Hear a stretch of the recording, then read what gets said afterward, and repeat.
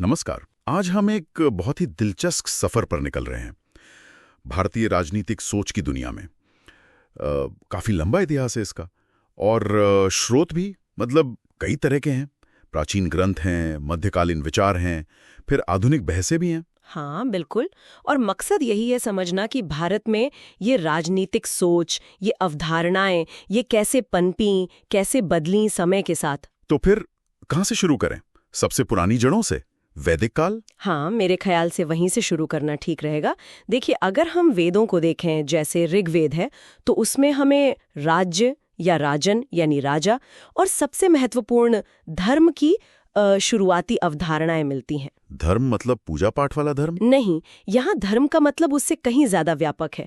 ये एक तरह की सामाजिक व्यवस्था है, कर्तव्य है, एक कॉस्मिक लॉ कह सकते हैं। और राजा का जो अधिकार था वो अक्सर कर्मकांडों और दैवीय स्वीकृति से जुड़ा माना जाता था। अच्छा, और फिर महाकाव्य आए, रामायण, महाभारत, वो तो कहानियां हैं, उनमें राजनीति कैसे आई? देखिए, कहानियों के जरिए ही तो बड़े विचार दिए जाते थे। महाभारत में, खासकर शांति पर्व में, राजधर्म पर बहुत लंबी चर्चा है। राजधर्म यानी राजा के कर्तव्य? बिल्कुल, राजा के क्या कर्तव्य हैं, न्याय कैसे हो, शासन कला क्या है, यहाँ तक कि नैतिक दुविधाएं भी। रामायण को देखें तो वो एक आदर्श राजा राम और नैतिकता पर टिके शासन का एक खाका पेश करता है। तो ये सिर्फ कथाएं नहीं थीं, ये राजनैतिक आदर्श भी बना रही थीं।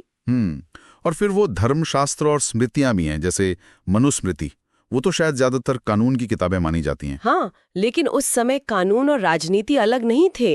ये ग्रंथ समाज को मतलब व्यवस्थित करने के नियम कायदे बताते थे। वर्ण व्यवस्था कैसी हो, राजा की क्या भूमिका हो, दंड यानी सजा देने के नियम क्या हो, कानून का पालन कैसे हो, ये सब था उनमें। समझ गया। पर क्या सारे विचार ऐसे ही आदर्शवादी थे? मुझे लगता है कौटिल्य का अर्थशास्त्र थोड़ा अलग था, है ना? एक प्रैक्टिकल गाइड है। कूटनीति, जासूसी, युद्ध कैसे लड़ें, प्रशासन कैसे चलाएं। कौटिल्य के लिए राज्य की सुरक्षा और विस्तार ज्यादा जरूरी था, नैतिकता शायद उतनी नहीं। जिसे आज हम रियल पॉलिटिक कहते हैं, उसकी जड़ें वहां दिखती हैं। अच्छा, तो मतलब एक तरफ नैतिक आदर्श, दूसरी तरफ ये कड़ा यथार्थवाद। ये तो काफी विविधता दिखाता है प्राचीन सोच में भी। बिल्कुल। और इतना ही नहीं, बौद्ध और जैन परंपराओं को भी देखना होगा। हाँ, उन्होंने क्या अलग कहा? बौद्ध ग्रंथ जैसे दीघ निकाय वो धम्म पर जोर देते हैं, यानी नैतिक शासन, अहिंसा। और दिलचस्प बात यह है कि उन्होंने गणों संघों यानी एक तरह की गणतांत्रिक व्यवस्था की भी बात की, जो राजतंत्र से अलग थी। गणों संघ मतलब उस जमाने में भी गणतंत्र थी? हाँ, कुछ हद तक। और जैन धर्म ने भी अहिंसा और सत्य पर बहुत बल दिया और ये माना कि राज्यों की भूमिका सीमित होनी चाहिए। तो ये धाराएं दिखाती हैं कि सत्ता और नैतिकता का रिश्ता हमेशा से मतलब बहस का मुद्दा रहा है। और फिर मध्यकाल आया, इस्लामी शासक आए, तब क्या पुरानी सोच एकदम बदल गई? बदली नहीं, कह सकते हैं कि एक नया संगम हुआ। अल फराबी जैसे बाहर के विचारक और भारत में ही अबुल फजल जैसे विद्वानों ने शासन, न्याय, प्रशासन पर इस्लामी नजरिए से लिखा। अच्छा। उन्होंने दैवीय राजत्व की अपनी अवधारणाओं को भारतीय संदर्भ में ढाला और ये विचार फिर स्थानीय परंपराओं, भक्ति, सूफी आंदोलनों के विचारों से भी मिले जुले, एक तरह का फ्यूजन हुआ। चलिए अब थोड़ा आज के करीब आते हैं, आधुनिक भारत की तरफ।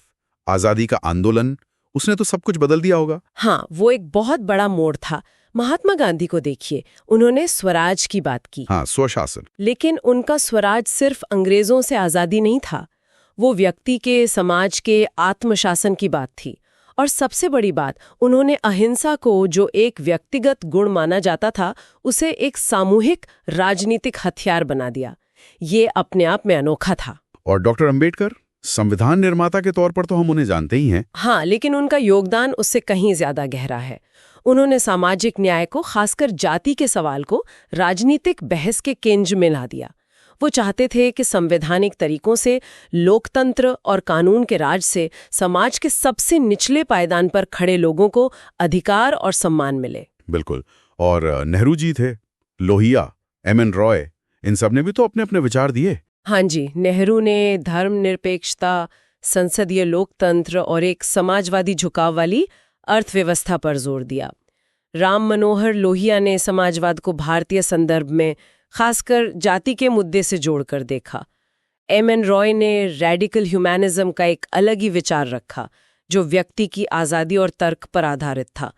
तो मतलब बहुत सारी धाराएं थीं। और ये सारी धाराएं, सारे विचार क्या हम कह सकते हैं कि हमारे संविधान में आकर मिले? काफी हद तक हाँ। जो संविधान सभा की बहसें चली थीं 1946 से 1950 तक, वो अपने आप में एक अद्भुत दस्तावेज है। उनमें आप देख सकते हैं कि लोकतंत्र, संघवाद, मौलिक अधिकार, सामाजिक न्याय, इन सब पर कितनी जबरदस्त बहस हुई। हमारा संविधान एक तरह से पश्चिमी उदारवादी विचारों और भारत की अपनी सामाजिक सांस्कृतिक जरूरतों का एक मिश्रण है। इसमें धर्मनिरपेक्ष और समाजवादी सिद्धांत भी शामिल किए गए। तो अगर हम इस पूरे सफर को समेटें, वैदिक काल के धर्म और राजन से शुरू होकर फिर महाकाव्य, धर्मशास्त्र, अर्थशास्त्र का यथार्थवाद, बौद्ध जैन नैतिकता, मध्यकालीन इस्लामी प्रभाव, और फिर आधुनिक काल में गांधी, अंबेडकर, नेहरू और बाकी विचारकों के जरिए लोकतंत्र, सामाजिक न्याय, धर्मनिरपेक्षता, ये सब संविधान में परिणत हुआ। क्या मुख्य बात उभरती है इससे? मेरे ख्याल से जो मुख्य बात उभरती है वो है निरंतरता और बदलाव दोनों, और साथ ही विविधता। भारतीय राजनीतिक चिंतन कोई एक सीधी लकीर नहीं है। सही कहा। ये कई धाराओं का संगम है। नैतिकता भी है, व्यावहारिकता भी, आदर्श भी है, यथार्थ भी, पुरानी परंपराएं भी हैं, आधुनिक मूल्य भी। और ये सब मिलकर आज की भारतीय राजनीति की समझ बनाते हैं। आज भी रजनी कोठारी से लेकर अमर्त्य सेन जैसे विद्वान इसी जटिल ताने बाने को समझने में लगे हैं। तो ये थी भारतीय राजनीतिक विचार की हजारों सालों की यात्रा की एक संक्षिप्त झलक। हाँ, और ये हमें एक अहम सवाल पर लाकर छोड़ता है। सोचने वाली बात है कि इतिहास के जो अलग अलग धागे हैं, प्राचीन धर्म से लेकर आधुनिक संविधान तक, ये आज भी भारत के राजनीतिक माहौल और बहसों को किस तरह से प्रभावित कर रहे हैं, किस तरह आकार दे रहे हैं। बिल्कुल, इस पर जरूर सोचा जा सकता है।